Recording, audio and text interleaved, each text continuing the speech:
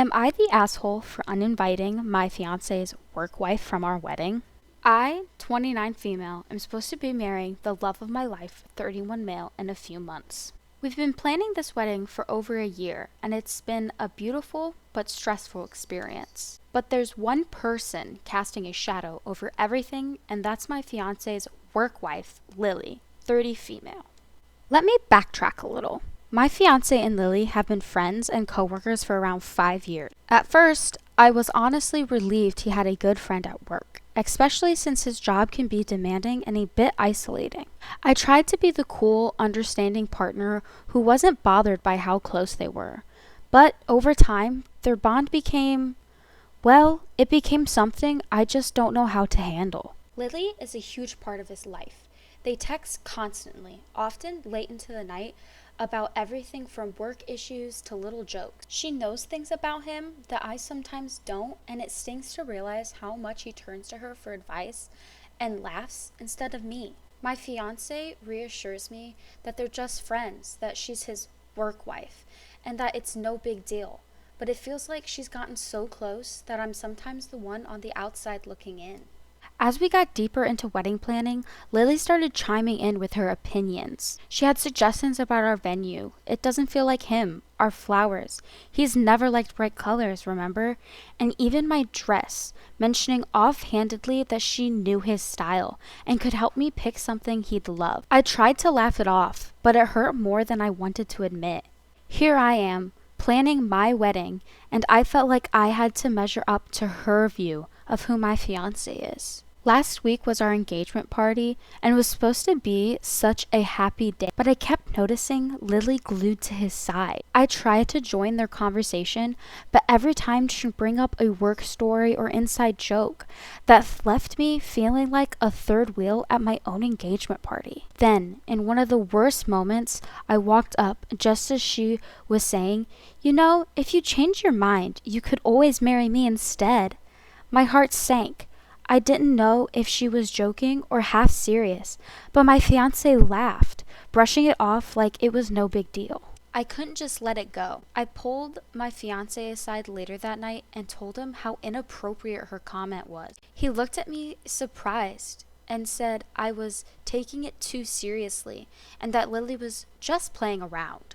I felt like I was going crazy, like maybe I was seeing something that wasn't there. But how would anyone be okay hearing that from someone so close to their fiance?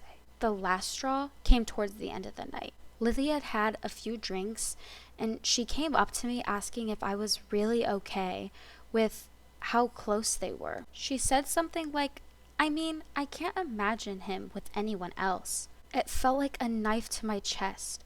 I wanted to scream, but instead, I just walked away. Later, I told my fiance I didn't want her at our wedding, that it was too painful to have someone there who clearly saw herself as part of our relationship. He got defensive, saying I was overreacting and letting jealousy ruin a friendship he cherished. He even implied that uninviting her would damage his reputation at work, and now he's barely talking to me because he says I'm making him choose between his best friend and his fiance. I don't know what to think anymore. I feel hurt, small, and like my feelings don't matter. My friends support me, but his friends think I'm overreacting and letting insecurities ruin our friendship. Am I the one blowing this up, or am I right to want some respect and boundaries? Am I the asshole for asking him to uninvite her from our wedding after everything that's happened? My kids won't come to Thanksgiving or Christmas. I know, this is fake, I'm a troll, this never happened, blah blah blah. This is 100% true. I have 2 daughters that are both in college. We have a family group chat with my parents, all of my siblings, and all the grandchildren. My parents and siblings are all Trump voters/supporters and are not shy about it. Most family gatherings will devolve into arguing between them and myself. I grew up in this shit show. My kids did not. After the election, my kids silently left the group chat. My mother and sisters are trying to plan Thanksgiving through the chat. When my mother noticed my daughters left, she asked to call me why. I told her they are grown adults and she would need to ask them. So she did. One of my 2 daughters is lesbian. When my mother asked the 2 girls, they told my mom they would no longer be attending any family functions, including Christmas and Thanksgiving. They created a shit show on an epic scale in the family chat. My mother tried to explain to my kids that their vote had nothing to do with them. My oldest explained that they exposed their character and they were raised to not engage with people that condone rape, lying, and cheating. She told my mother that your votes will directly impact our lives in a negative way and you guys do not care. You chose a politician's hollow words over your grandchildren. That there was more, and I'm paraphrasing. My parents and siblings are furious. I think it's important to say that I pay for both of my kids' college, their health insurance, car insurance, food, and gas. I pay for airfare when they come home. They don't work. My deal with them was if they went to school and got good grades, I would pay if I could. My mother wants me to cut them off until they come to Thanksgiving and Christmas. I said no. I have my kids back, and they are adults. I will not force them to make a choice they don't want to make. My siblings are saying I'm an asshole and I'm dividing the family. I honestly never thought I'd be in this insane situation, but here we are. So Reddit, am I the asshole? And yes, this is real. Edit. Good lord, people. First of all, I am a father, not a mother. Second, I am of course backing my children up. I have told my kids we will be flying them out for the holidays. Third, for those of you implying I can't or won't cut off my family, I have. I grew up in a severely physically and verbally abusive household. I cut them off when I was younger and went away to the military. I thought when I got older I would be the bigger person and give my family mother another chance. That was obviously not the right move. I am backing my kids up and cutting the toxic family off. As for those of you implying that my kids are quote-unquote entitled brats or anything similar, shame on you. You're judging my children based on the post. You don't know anything about the two grown women in question. Your knee-jerk reaction is to immediately jump to name-calling and shunning. I guess that is not surprising based on who these comments are coming from. Educated women with opinions of their own and the ability to stand up for what they think is right is incredibly infuriating and scary to the same sort of people. Once again, yes, I'm real, they are real, and this situation is real. If you don't believe it, I don't care. You can move along. No need to post your hate. Am I the asshole for serving my husband divorce papers when he wanted a divorce? I, 39 female, was pregnant and a stay-at-home mom to my toddler when my husband, 39 male, said he doesn't love me and wants to split up because I was too hormonal. I was blindsided. Admittedly, I'd been critical of his messiness, his challenges keeping up with household duties, and our values differ. He prioritized work, and I a more balanced lifestyle. He committed to a vegan lifestyle while dating and went back on it, which I was critical of. Despite the shock, I tried to fight for us, apologized profusely, and we gave it another shot.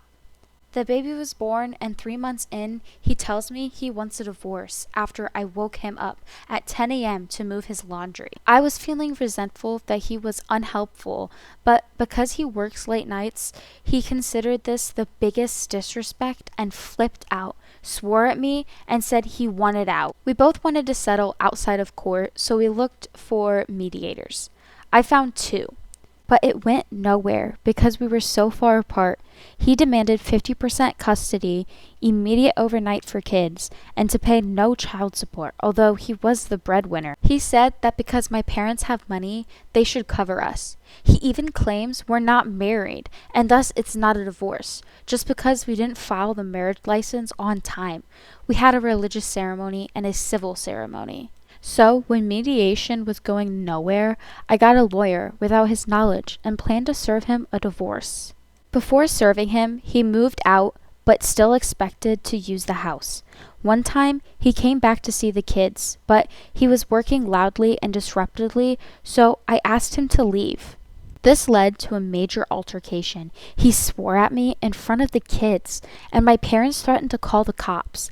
After this, he canceled the credit card I used to pay for the kids without warning. Then he got served the papers. Immediately he asked for my car title, which had his name on it, and the kids' passports, and canceled my phone, which he was paying for. Since I didn't have a working phone, and my lawyer considered him a flight risk, and he wasn't communicating efficiently through the lawyers to make a schedule, he didn't see the kids for 2 weeks. We had our day in court, but the final determination is delayed because he insists we aren't married. Since he got served, he's been furious and accused me of being pure evil. But the divorce was his idea. I wanted to work things out. He thinks taking him to court for custody and child support is the most vile thing and shows my poor character. He's badmouthed me to family and friends. He thinks I've been controlling with the kids' schedule.